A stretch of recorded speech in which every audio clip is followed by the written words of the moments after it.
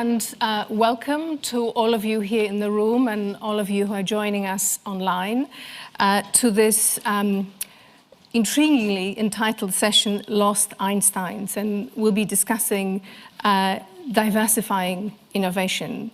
My name is Magdalena Skipper. I'm editor-in-chief of Nature, a weekly science journal.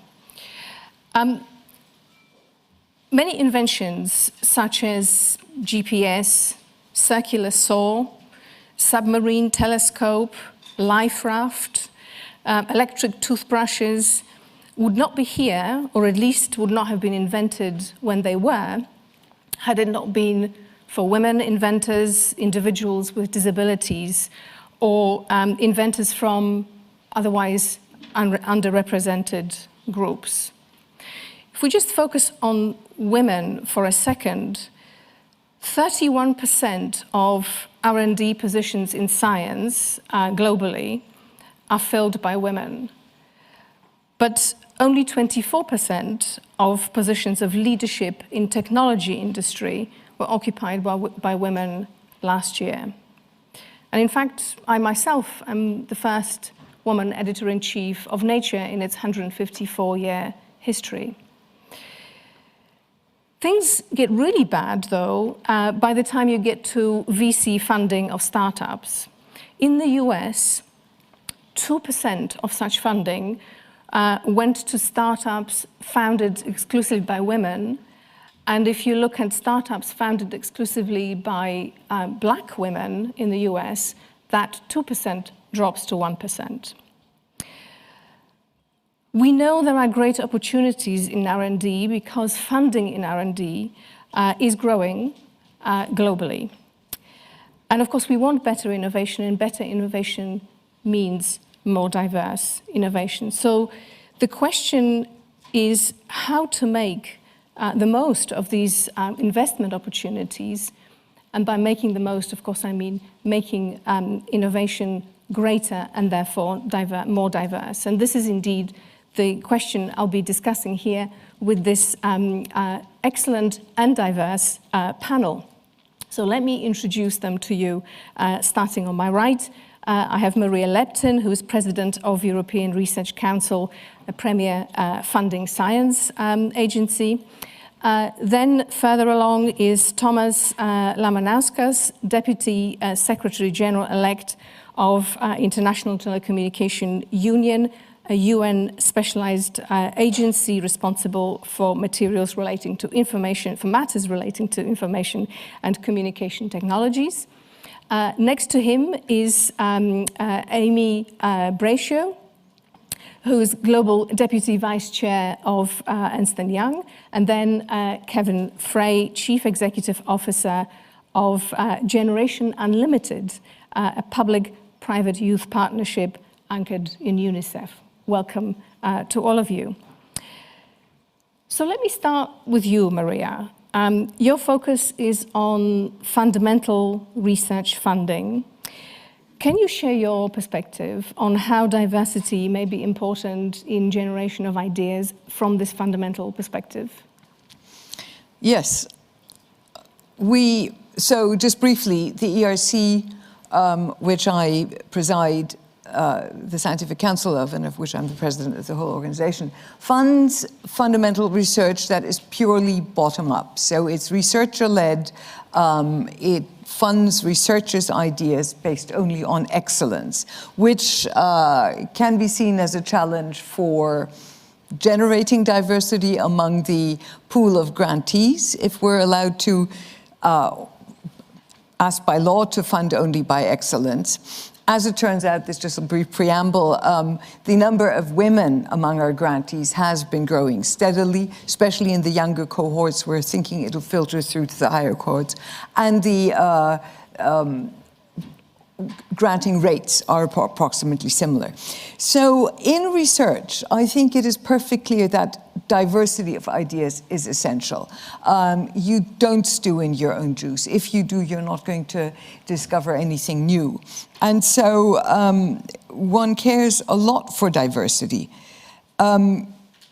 New new communities come up with new ideas, which is best seen in the success of interdisciplinarity. So I think it's important for researchers to take that into account, and I think they do.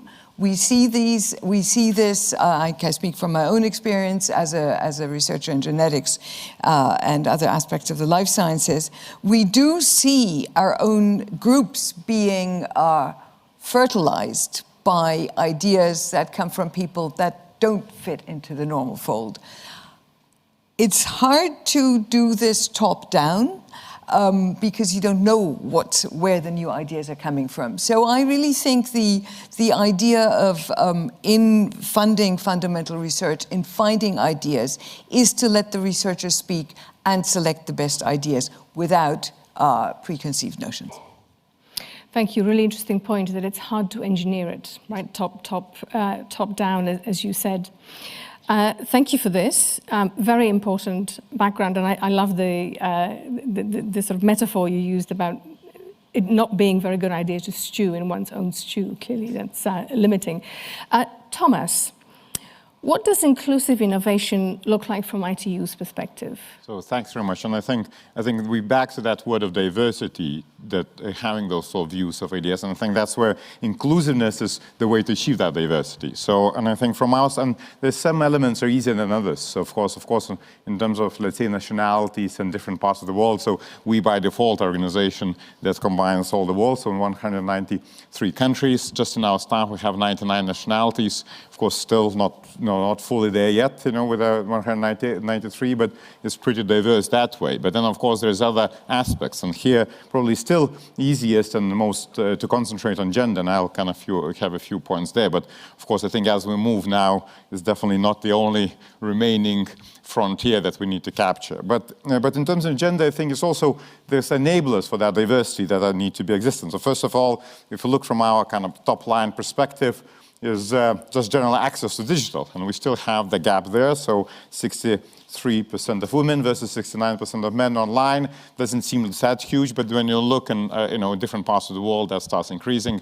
In least developed countries, only 3 out of 10 women are online. So that clearly starts limiting ability to contribute to the markets and innovation. And then at the same time, you look different aspects, at least, we're looking innovation through the lenses of technology, market, and policy, and you look at all these levels, you have that skewed situation. If you talk about policy leadership, only 16% of ICT ministers around the world are women. So clearly, we have a few, I think here, even in these rooms today, but generally it's just a few. If you look at the markets, so at least, for example, Europe, 50% of startup founders are women. The technology you look at only 20% of ICT specialists, 30% of in STEM education, women in STEM education. So clearly all these skewed elements across the board. And of course, why do we need to achieve that? And I think that's maybe just hooks. Of course, this is a matter of justice, and I think that's also sometimes important to remember. It's like the first level is that this is a human rights issue. Then second level, of course, is elimination of negative, and especially when we start talking about innovation now, about AI-driven innovation, about others. Where if we don't have everyone included, then we start having AI reflecting those who are included, and as well as other technologies. So I think it's not new to AI. If you look, I remember. Someone was telling that even seat belts are designed for men, by men for men, so it's kind of differently work on the car safety bags are also designed by men for men, even though we don't think about that. But I think when we go in some areas like AI, we're starting to suddenly see that, like when, which pronouns AI chooses or picture selects when someone asks for CEO to be shown. And as well as, of course, there is a positive impact. And again, some studies show that, if we increased in Europe women participation in tech force by to 45%, we'd have 260 to 60 billion euros positive impact. So this is like a global, then maybe just a few words that we still have our own challenges ourselves as an organization. So both in our delegates, we are a rather techy organization, and it's definitely not an excuse, and that's kind of probably later on we'll talk about some solution. But if you look at even our participants in a more generic conferences, which is our plenipotentiary or policy level conference, we have 1/3 of women, but the sooner we go more engineering fields like, radio communications related conference, then we drop around 20-25%. and so on. And the leadership positions in the education sector, again, around 20%. So clearly a lot of road to be traveled. When we talk about our staff, it's also important to look behind headline figures. You know, if I gave you the headline figure, it would be 52% of our staff are women. The problem is, you know, out of administrative staff, 68% are women, and out of, if you kind of, as you climb the hierarchy, you'll see that pyramid is very, very clearly changing. And they did quite a bit of effort in the last few, in the last 5 years or so. And you see in our so-called director leadership level position, we have doubled, our Secretary General now is a woman, which is, I think, is also a symbolic achievement, but there's definitely a lot yet to go to really have that, fully inclusive environment that then can create this diverse innovation that works for all. Thank you, Thomas. You touched on a couple of really interesting and important points. Well, you touched on many interesting, important points, but what really rang for me, you talked about access to knowledge, and of course access to knowledge and benefit from knowledge is part of the Helsinki Declaration of Human Rights. And then access to knowledge is, of course, an ability to contribute to that knowledge growth, which of course is what we're discussing here. And on the subject of images that we expect, or pronouns that we expect to use, I would like to propose that we rename the session from Lost Einsteins to something like Lost Marie Curies, or Lost Gladys May, or somebody like that, speaking of information technology. Amy, I want to come to you. And so I understand that back in 2021, EY launched its first neurodiverse Centre of Excellence in the UK, which is where I'm based. What have you learned from this experience, and how are you taking this forward? Yeah, so thank you. And notwithstanding that we just renamed the session, I did think it might be good to start with an Einstein quote, because it resonated with me. So we cannot solve our problems with the same thinking we used when we created them. And I think that sets the stage for a lot of what we'll be talking about. We recognize, as I know all of you do as well, the world has big problems that we have to tackle, and we're not tapping into all of the talent sources that we have around the world. So we at EY, one thing that's important to understand is we're a purpose-driven organization, and our purpose is building a better working world. And I say that first because thinking about things like diversity and inclusiveness and innovation, it's not something we think about off to the side. We think about it because it really is core to who we are and what we do. One of the things that we're most proud of with respect to innovation in this space are our neurodiversity centers of excellence. So while the first in the UK was in 2021, the first that we did around the world was in the US in 2016. And so what we found was that you had this population of talent, the neurodiverse, that had skills that were really in demand, especially if you look at things like data and analytics, and they were underrepresented in employment. And so we launched these centers of excellence. We're now up to, 8 countries and 19 cities around the world, and 400 people have been hired in, where we create the environment in which these team members can thrive. And as a result, we've seen $650 million in process improvement generated through the ideas and the work that this team has done. We also do a lot on this intersection between diversity and inclusiveness and innovation through our commitment to corporate social responsibility. So for example, one of our key areas of focus is ensuring that we help accelerate impact entrepreneurs. And so we have something that we call our impact hives, where we open it up to all of our 400,000 employees around the world to be able to listen to the challenges that an impact entrepreneur faces and do real-time innovation and idea sharing such that that impact entrepreneur can then take that away to help accelerate their business. And the last example I'll give is that we've recently launched what we call our EY STEM app. And it's very much to get at partially what you were talking about in encouraging girls into the fields of STEM. And so we launched it initially across 50 schools in India and the US, and it provides gamified learning to encourage entry into these fields. And now it's available around the world. And so those are just a few examples of what we're doing, and hopefully that sparks ideas for others. Thank you. I want to come back to you for a little bit more information on the neurodiversity initiatives. So maybe you can share with us a little more in practical terms, so we can see how we can sort of take a leaf out of your book. And then I'd love to come back to the app that you just mentioned about getting girls into STEM. I think some of the questions, some of the challenges is how to keep them in STEM. Sometimes we forget about this. But let me turn to Kevin first. So Gen U, which I think is how you like to refer to yourselves, your mission is to unleash the full potential of the world's young people. How do you do this? And how can the rest of us draw inspiration from your approach? Yeah, so our mission is to skill and connect the world's 1.8 billion young people. That's how many young people are on the planet right now to opportunities. And I think, on today's topic of innovation, young people are often left out of the conversation.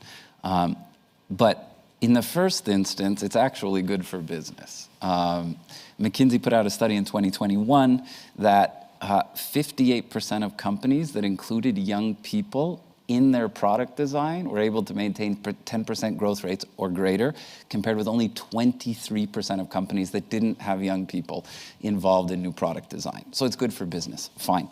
But I actually think the young people who are left out and the extraordinary opportunities that there are in the world are young people in last mile communities.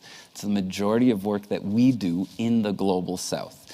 If you think about the problems and the challenges facing the billions of people living in the global South, in towns and in villages, you need to empower young people there to solve those challenges.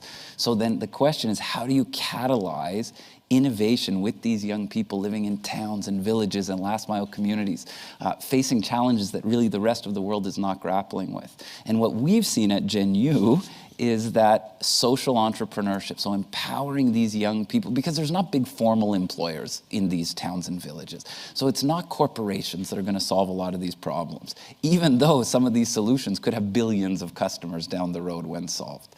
It's going to be young people. They're smart enough, they're hungry enough. We've often, I'm sure many of us have heard that necessity is the mother of invention. Well, there's no more urgent place on the planet than what many of these young people are facing.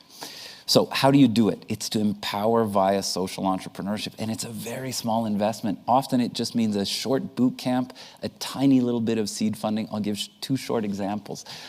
One, just this year we ran a competition across 40 different countries called Imagine Ventures, had over 1 million young people apply. One of the winners from Zimbabwe used local recycled material to create a lighting solution that they're now selling to schools and to local individuals that allows them to study once the sun goes down and to keep the school open, but it's actually profitable. Or another gentleman just 2 years ago in Kenya who started collecting organic waste in his informal settlement, turning them into little organic briquettes and selling that as clean energy. He now has 51 employees, and we made a $5,000 seed investment on his idea. So there's extraordinary opportunities for innovation to solve problems for literally billions of people, but we have to empower the young people in those communities to solve those challenges.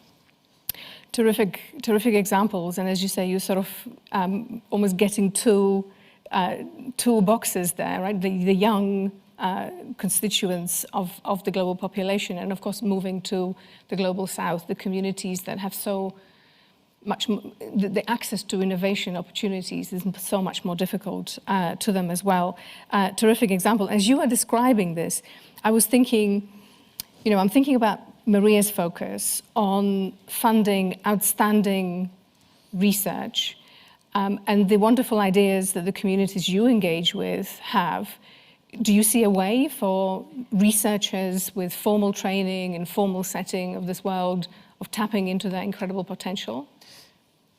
So absolutely. In fact, the first three speakers before me, I saw incredible opportunities because, in fact, all three. So one, what these young people need, a little bit of seed funding, but mentoring, coaching, access to real researchers could be an extraordinary game changer for them. Connectivity. That's connectivity to new markets. So when they come up with a new solution, if we can get them connected, even a 2G, a 3G connection, they can start to sell their products, so connectivity. And then third, your impact entrepreneurs with EY. I mean, nothing better than people who understand business to coach these young folks who have ideas, but maybe don't know how to build a business model, don't know what a profit loss statement looks like, how do I market, what's an addressable market. Just a little bit of coaching from an EY professional can be the difference between them succeeding, scaling, and growing a business, or actually staying as just a kind of a small one-person shop. That's great. I can see collaborations forming already. Just to tell you in the room here, there'll be time for questions in a few minutes, so please get yourselves ready with questions. But I have some more questions for my panel first. So, Thomas, can I come to you next? You listed a number of harsh realities about the percentages, the low representation of women in positions of leadership and so on, especially, for example, one statistic you brought up was ST ministers around the world. What about solutions? How are we going to change these, at least the individuals in power, so that, in position of prominence, so that we can have more enabled inclusive innovation? Thank you very much. And I think one thing also is great to remember that I think we talk, this issue, we were dealing with this issue for not so that long ago, and that's kind of the pity, So we're now looking into so in ITU we celebrated 25 years since our first plenipotentiary resolution on gender, and I thought about that. I thought that's very short, So because that means 25 years ago that wasn't recognized as an issue, and that sometimes is surprising, sitting in this room here, even though our first women delegate was in '60s, So at least that's there. But then, of course, we need to, to resolve this issue. I think that's where we're already starting talking, is about how you, first of all, is this partnership and collaborations and how you bring them together. So we have, and it's a bit of a pitch, we have equals partnership where we work on different tracks with around 100 partners around the world, on access, skills, leadership, and research tracks, to really trying to both understand that we have a gender disaggregated statistics, from gender disaggregated statistics to specific actions on skills building. On the specific topic you mentioned on women ministers, we actually have network of women ministers, which is again, maybe returning having a women secretary general helps to lead that and bring other leaders on board to inspire by example and also mentorship. We have network of women for, now what sounds technical, World Radio Conference, which is probably the most technical part of the organization, where spectrum is negotiated and satellites being regulated, and that's where, again, increasing the, already building around the women delegates who are already there, and through their own support each other, as well as mentorship program. Then going to specific areas, for example, on standards, we have a training program on gender inclusive standards. So again, trying to, how do you do that as well, and both how you include women, but also how they reflect on use. Now back to entrepreneurship, and that's probably somewhat to work. So we have the initiative called the AI for Good, which is also will have a summit in a couple of months in Geneva. But as part of that, we have AI for Good Innovation Factory, which the idea is part of that is a competition to open for the startups using artificial intelligence, machine learning to look for the solutions. And that's again trying to encourage this grassroots innovations, and that's maybe something for us to work with Genuine about. And then similar way, we have Women's Entrepreneurship Accelerator, where there's a number of organizations joining hands together.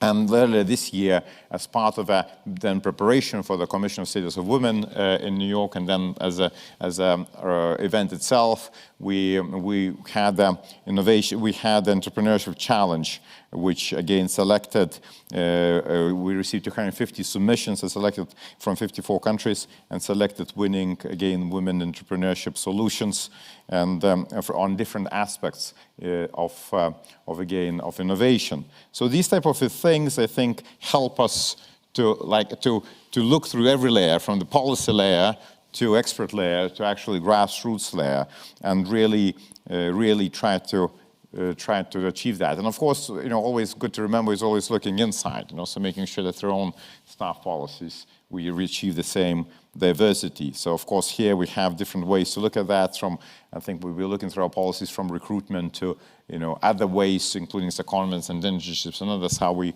look through those, through the mobility policies as well, to exchange the staff around the organization, to really make sure that our staff body, not only in gender terms, but in other different terms, are as diverse as possible and reflect the world of today as well. Thank you. And again, a couple of things struck me in particular. You mentioned, of course, entrepreneurship, which, according to the figures I shared earlier, is particularly painful underrepresentation of women, but of course other underrepresented groups. And then, of course, you mentioned AI for good, and what good means different things to different people, which is why you need to have that diverse representation, engaging in that definition, what is good. Maria, can I come to you next? So at least a couple of panelists referred to the fact that in order to have inclusive and diverse innovation and recognize its importance, of course, that needs to be recognized by a diverse group of people. How well do you think the research community is doing in this respect? Are we, and I include myself in that community, do we recognize that need for diversity sufficiently? Are we becoming sufficiently diverse? If you asked individuals, I would probably say yes. For the reasons I said, we notice it, then we have diversity in our environment, in our groups. It's good for our own ideas, it's good for thinking. I'm looking at it from the very top, from one of the most generous and prestigious funders in Europe. And we're just at the end of the pipeline. We can do very little. And this is something I wanted to get back to, and that's why I like the Gen U approach. We need to start right at the very youngest. And we need to start in two aspects. The expectation. If the young only see the wrong kinds of people or only one type of idea among their teachers, in the textbooks, etc., that, of course, imprints something in their brains. And if they don't have the empowerment, and you mentioned that, it's really good. So it's far too late at a funding stage to deal with this. And why is it important to enable, to empower, to open up the minds of all these? Because we actually don't know what's going to come from them. It's just like with scientific projects. We don't know whose ideas and input we're going to need then, like Einstein says, we've crossed the trouble, let's ask others. But they've got to know, they've got to be given the chance even to get to the point where we will hear them. And I think most of us are far too high above that level. The other thing is, diversity is obviously more than just women. I've just counted among the room. Of the people in the room, there's 18 women and 16 men. So we're not, and 3 versus 2 up here. So clearly we're not doing that bad. If I see, if I look at the faces, at the skin colors, it's already less well balanced. If I look at socioeconomic backgrounds, which I can't see, of course, that's the trouble. We can't even see it at this stage. I'll bet you it's looking very bad. So I think we've got to get to a point where I just have no competence at all, where we even get the people to the point where they can participate in all these things we've said. So can we, in science, what can we do? As university professors, where we get them as first-year undergraduates, maybe, but it has to happen earlier. And we've got to have people with good ideas to get to those kids. Absolutely. Really important reminder, of course, that there are many axes to diversity, and we really want to create opportunities for all the different elements. And, Kevin, you really spoke to this very, very convincingly. It's interesting, you spoke about, the sort of end of the pipeline in research. As an editor of a journal, I'm arguably even further up this pipeline. But there are still, I can imagine certain types of flexibilities. For example, a scientific publication is structured in a very specific way. Authorship means certain things. But I can imagine having one of your young entrepreneurs, innovators, as a co-author on a paper. They don't need to have a specific type of training or specific even affiliation, if they've contributed to that research, they absolutely should be acknowledged. So I guess a little bit of imagination and flexibility wherever we are can add a little bit. But coming back to the different axes of diversity, Amy, I want to come back to you. I'm intrigued. Can you share with us more? In practical terms, you talked so nicely about creating that project that allowed you to create opportunities for neurodiverse communities and really unleash their potential to innovate. How did that come about, and what can we learn from it? Yeah, certainly. It came about originally in one of our executives having close ties to a nonprofit focused on the neurodiverse community. And I think that sparked the idea for him that, look, there is this whole population of talent that we are not tapping into. And so we worked with nonprofit organizations to understand what conditions do you have to set in order to help the team members to really thrive. So if anyone spent any time in consulting, you'll know that it can be a little bit chaotic in general, like your normal consultant life. You can have to be anywhere at a moment's notice. You're in these big war rooms where everyone's talking at the same time, massive training, and I can keep going on. And that's not necessarily the conditions that would help the neurodiverse population to thrive. And so we worked on what's required. And so some of the things are sort of simple in that we call them a center because it really is a separate part of our office. And so it'll be a part of the office that is set aside and more controlled of an environment. So you can't just come in and come out at any time, and it creates a sense of safety and predictability in that area.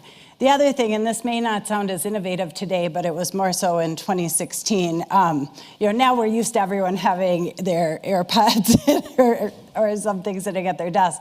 But in the past, that wasn't necessarily the norm. And so creating a situation in which if it's helpful to have noise-canceling headsets on to help support your work, then that was fine as well. And so we just created that environment, and we learned over time, and then it expanded from, started out in the US to we have these centers all over the world. The other thing I didn't mention was the retention rate is sky high. So of the people we've hired, 92% retention. And if you think about what we just went through with the Great Resignation, that's massive in a field like ours. That's really wonderful examples. Are there any questions or comments from the room? Maybe your own experience, something you want to contribute? Please go ahead. And if you can wait for the microphone, please. We have an online audience. Hi, Pablo Salazar from Mexico. Yeah, it's on. Thank you very much for sharing your thoughts and what you know. I agree that a great place and a great way to foster innovation is to involve entrepreneurs. It's not easy. We have been trying to do it in Latin America for the last 10 years. It's not easy from the academia, it's not easy for the corporates running into CVCs and kind of accelerators, but it's happening. So the only thing that I know for sure is that once it starts, it just gets better. So it's an open invitation for everyone around here to get involved as mentors, as friends of the startups, to be fostering and helping the founders, the young founders, specifically women, which is more difficult in terms of getting access to capital and getting access to mentorship. So, thank you. Thank you very much. Any other comments? There's a lady at the front there.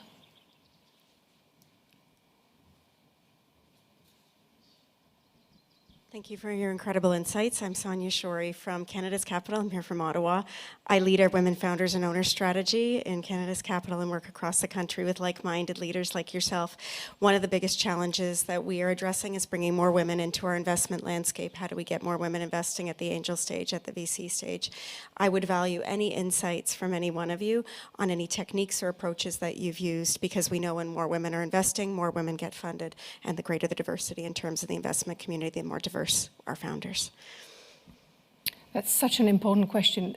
Would any of the panelists want to share anything? Or anyone in the room, for that matter? We are at the right forum. no pun intended. Be nice if there were more very rich women out there who could fund. That would help for a start. There's a comment or a question there.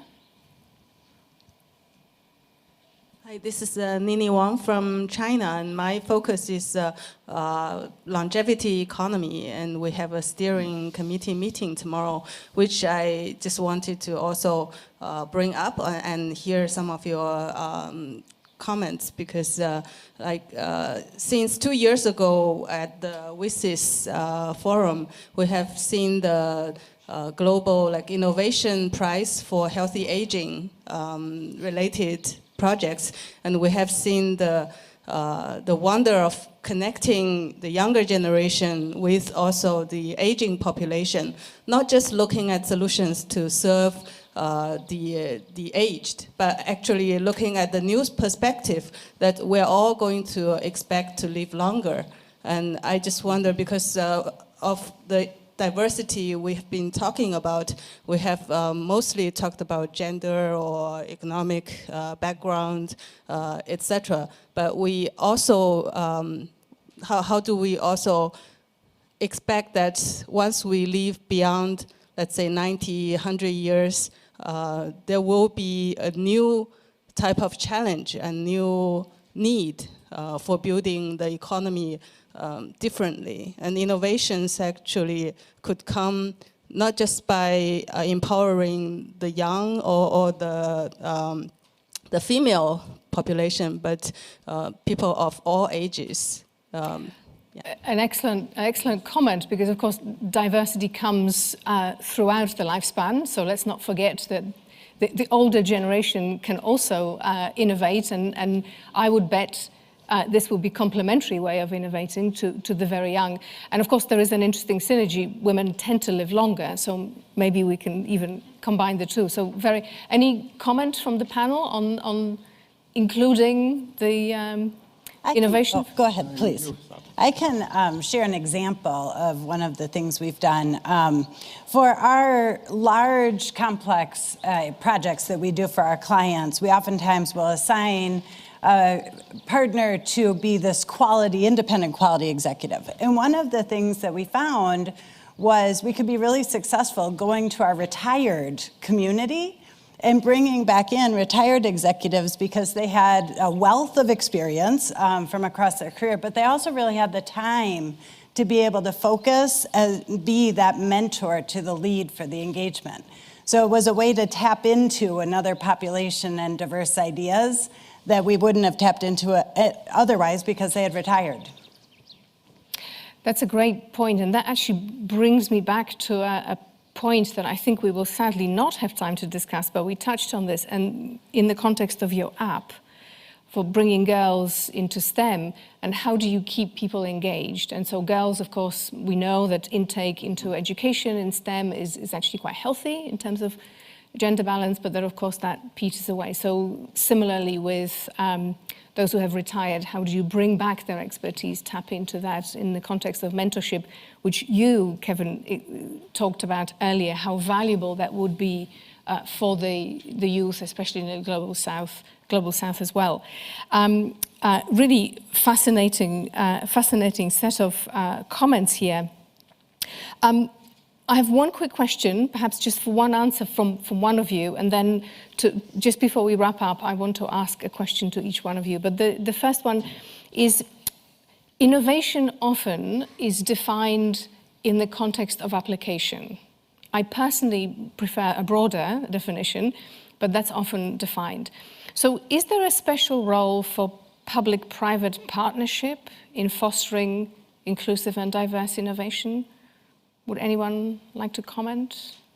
No, I think at least our experience shows there's no way around that, because I think that's where, that's kind of how you can achieve scale, as well, because I think the real change still will happen through both market applications, market, behavior, products, inclusion. So I think from the, government's role is still mostly around the policy and setting right incentives and right policy, but you need markets to actually deliver. So I think that's natural. And again, maybe just pointing around a bit, that's why this is like our DNA to do these things. So equals partnership from the very beginning is a multi-stakeholder partnership where you have to bring everyone around the table to do their bit, from academia on a research piece to private sector. Also, thank you for mentioning this process. This forum is again multi-stakeholder partnership where you have to have everyone there. So it's not even, so it even goes beyond public and private. It goes to the what we call in UN multi-stakeholder, so this means civil society, academia as well, and inclusion in that way and diversity in that way is also probably part of inclusive innovation. So.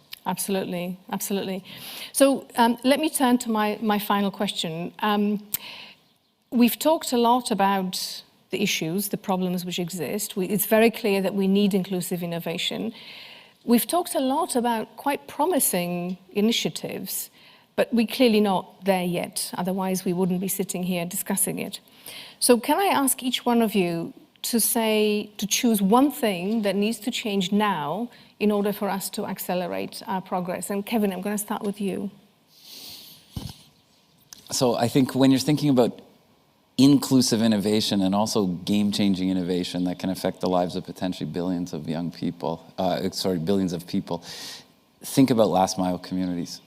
They don't have the capital, they don't have the access to mentors, governments aren't thinking about enabling environments there. If we can shift our gaze to the 50% of the population that's existing in these communities, there's extraordinary opportunities for innovation, for new markets, for the creation of wealth, decent livelihoods. So please, when we talk about innovation, try to shift your gaze south and to those communities outside of the major markets. Thank you. Amy?